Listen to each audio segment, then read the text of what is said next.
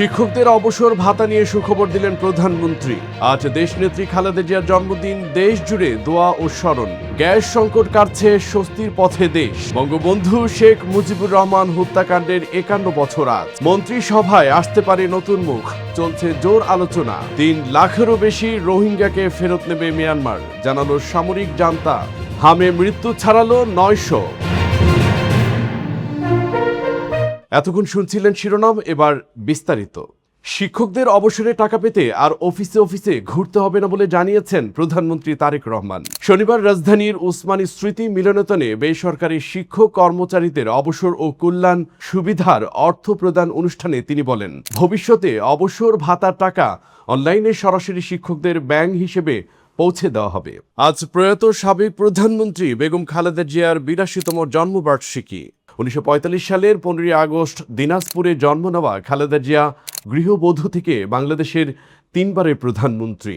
জন্মদিন উপলক্ষে রাজধানী ঢাকাসহ সারা দেশে দোয়া ও মিলাদ মাহফিলের আয়োজন করেছে বিএনপি। এছাড়া ঢাকার মহাখালীতে দরিদ্র ও অসহায়দের মধ্যে অনুদান বিতরণ এবং দোয়া মোনাজাতের আয়োজন করা হয়। এতে প্রধান অতিথি হিসেবে উপস্থিত ছিলেন প্রধানমন্ত্রী তারেক রহমান। টানা 25 দিনের গ্যাস সংকটের পর কিছুটা স্বস্তি ফিরছে দেশে। মহেশখালীর 2টি ভাসমান এলএনজি টার্মিনালের একটি পূর্ণ সক্ষমতায়, অন্যটি আংশিক চালু হওয়ায় বেড়েছে গ্যাস সরবরাহ। শনিবার ভোর থেকে মোট সরবরাহ বেড়ে দাঁড়িয়েছে প্রায় 240 কোটি ঘনফুটে। তবে স্বাভাবিক সরবরাহের তুলনায় এখনও ঘাটতি রয়েছে প্রায় 30 কোটি ঘনফুট।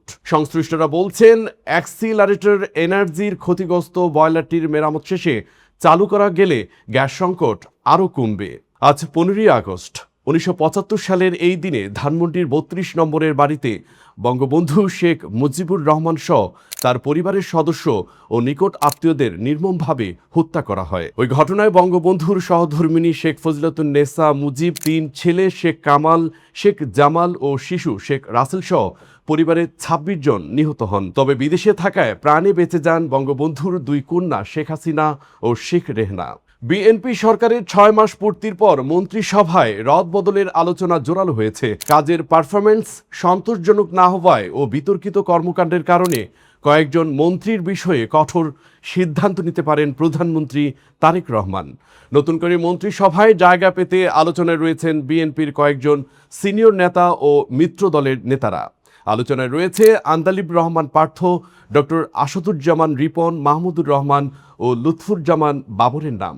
বাংলাদেশে আশ্রয় নেওয়া 3 লাখেরও বেশি রোহিঙ্গাকে মিয়ানমারের ফেরত নেওয়ার কথা জানিয়েছে দেশটির সামরিক জান্তা। তাদের দাবি, বাংলাদেশ থেকে পাঠানো 8,28,000-এর বেশি রোহিঙ্গার তথ্য যাচাই করে 3,08,797 জনকে রাখাইনের সাবেক বাসিন্দা হিসেবে শনাক্ত করা হয়েছে। তবে রাখাইনের পরিস্থিতি স্থিতিশীল হলে তাদের প্রত্যাবর্তন শুরু হবে বলে জানিয়েছেন মিয়ানমার। দেশে হামের উপসর্গে আরও 8 শিশুর মৃত্যু হয়েছে। স্বাস্থ্য অধিদপ্তরের তথ্য অনুযায়ী চলতি বছরে হাম ও হামের উপসর্গে মৃত্যুর সংখ্যা বেড়ে দাঁড়িয়েছে 902 জনে। এর মধ্যে নিশ্চিত হাম আক্রান্ত হয়ে মারা গেছে 99 জন, আর হামের উপসর্গে মৃত্যু হয়েছে 803 জনের। এনে চলতি বছরে সন্দেহভাজন আক্রান্তের সংখ্যা দাঁড়িয়েছে 1,81,000 এবং নিশ্চিত হাম রোগীর সংখ্যা দাঁড়িয়েছে 17,800 জনের। এই ছিল আজকের বুলেটিন। আগামীকাল আবারও ফিরব, আমাদের সাথেই থাকুন।